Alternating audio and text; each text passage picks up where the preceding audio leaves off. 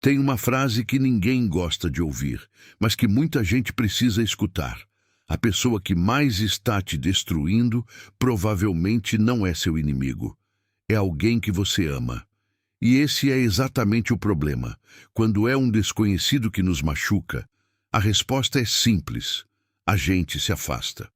Mas quando é alguém próximo, alguém que conhecemos há anos, alguém que chamamos de amigo, de parceiro, de família, aí a coisa complica. Porque o amor mistura tudo. A lealdade confunde tudo. E a culpa paralisa tudo. Confúcio dizia que o maior perigo não está no inimigo que você conhece, mas na influência silenciosa de quem caminha ao seu lado. As pessoas que mantemos perto não são apenas companhia. Elas moldam nossa autoestima, nossas escolhas, nossa forma de enxergar o mundo e até o que achamos que merecemos. Algumas nos constroem, outras, lentamente, nos apagam. Neste vídeo você vai conhecer 5 sinais profundos de que talvez seja hora de encerrar um vínculo, mesmo que essa decisão doa. Não vou falar de inimigos óbvios. Vou falar de relações que parecem normais por fora, mas que por dentro estão te custando algo que você ainda não percebeu que perdeu. Se isso já gerou algum reconhecimento em você, já vale o like agora.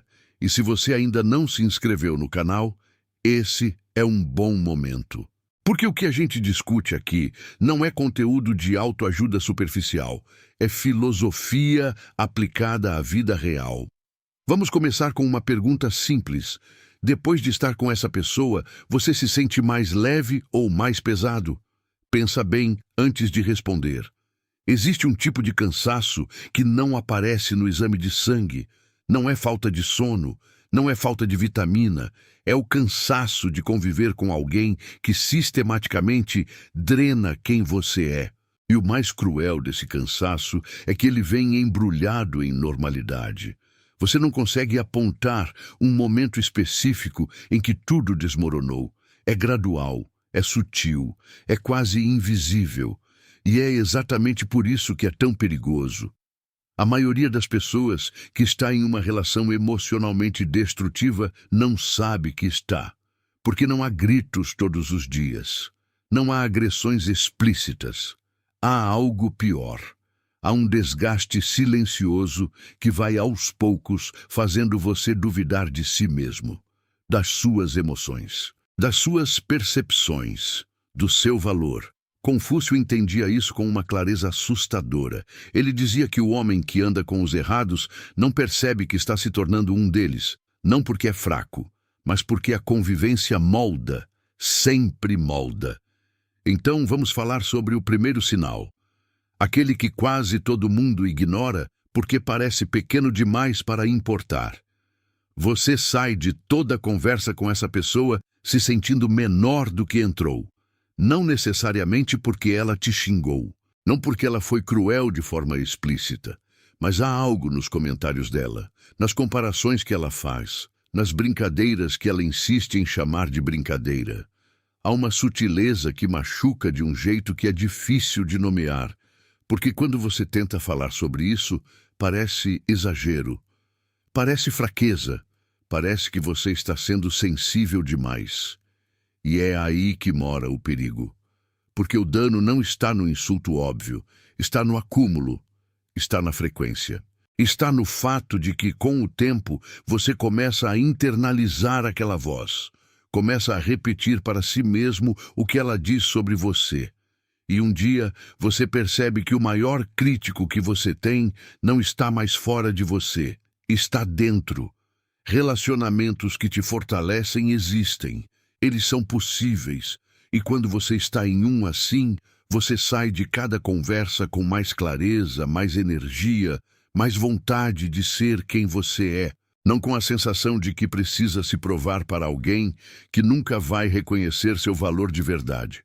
Se toda vez que você está perto dessa pessoa, alguma coisa em você murcha, isso não é coincidência. É informação. O segundo sinal é mais íntimo. E dói de um jeito diferente. Seus sentimentos não são levados a sério por essa pessoa. Você tenta se abrir. Você escolhe um momento, escolhe as palavras, toma coragem. E a resposta que você recebe é sempre alguma variação da mesma coisa. Você está exagerando. Isso é besteira. Você é muito sensível. Larga a mão disso. Com o tempo, você para de tentar. Não porque melhorou, mas porque aprendeu que não adianta. E aí acontece algo que é quase irreversível. Se você não perceber a tempo, você começa a duvidar das suas próprias emoções. Isso tem um nome na psicologia. Chama gaslighting. Mas Confúcio descreveu esse fenômeno séculos antes, de outro jeito. Ele dizia que quem não é ouvido em casa aprende a se calar no mundo. E um homem que se cala no mundo perde sua essência sem nem perceber. Sentimentos não são fraqueza. Eles são dados, são sinais do seu sistema interno dizendo que algo está certo ou errado. Quando alguém invalida seus sentimentos de forma consistente, ela não está te ajudando a ser mais racional. Ela está te ensinando a não confiar em si mesmo. E quem não confia em si mesmo fica dependente do julgamento dos outros para tudo. Para decidir, para agir, para simplesmente existir. Quem te respeita, escuta. Quem te ama, tenta compreender. Não precisa concordar, mas precisa ouvir. E se essa pessoa nunca ouve de verdade, você não está em uma relação. Você está em um monólogo disfarçado de conexão. Agora, o terceiro sinal. E aqui eu preciso que você preste atenção, porque esse é o mais comum e o mais devastador de todos. A relação só funciona quando você se apaga. Para evitar conflito, você engole o que pensa. Para manter a paz, você finge concordar. Para não perder a pessoa, você vai deixando de ser você.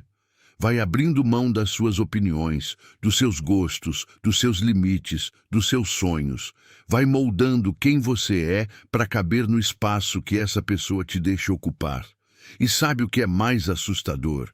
Você chega a um ponto em que nem sabe mais o que você realmente quer, porque faz tanto tempo que você priorizou o que o outro quer que perdeu contato com a sua própria voz interior.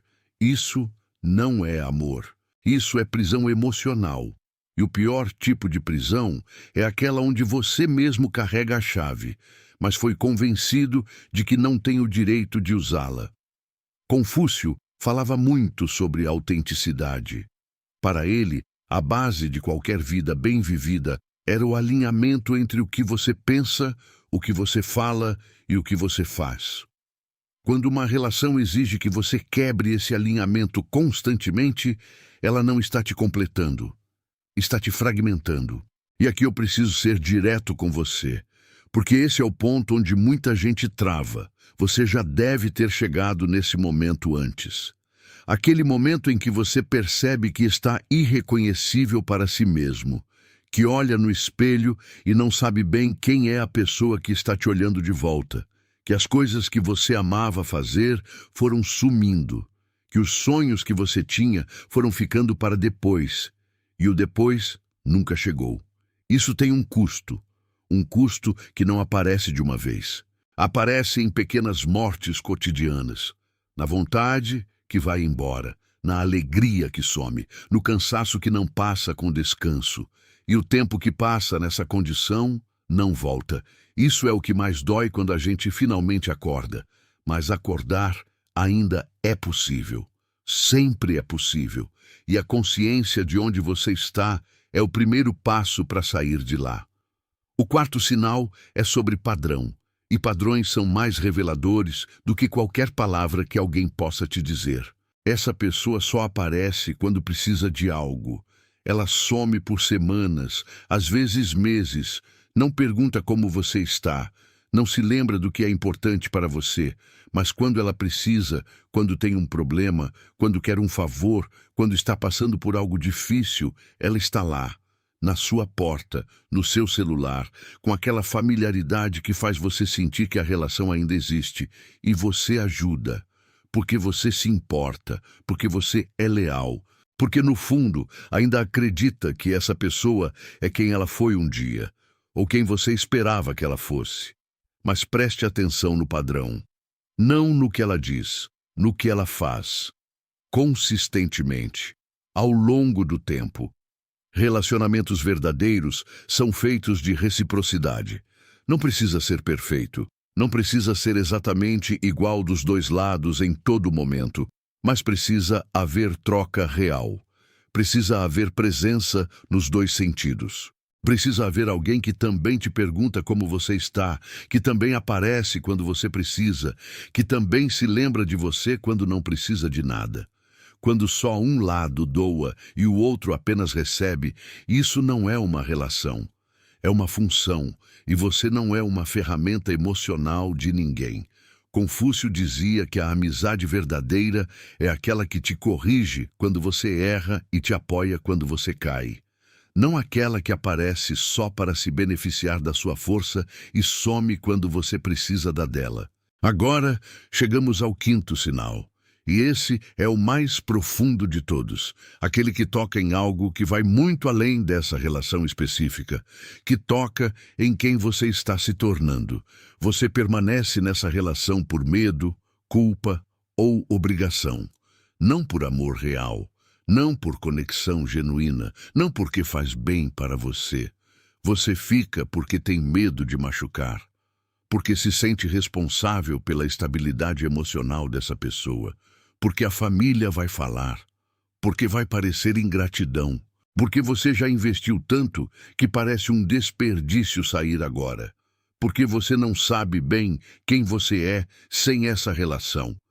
E aqui está o confronto que eu preciso fazer com você, com todo o respeito que você merece.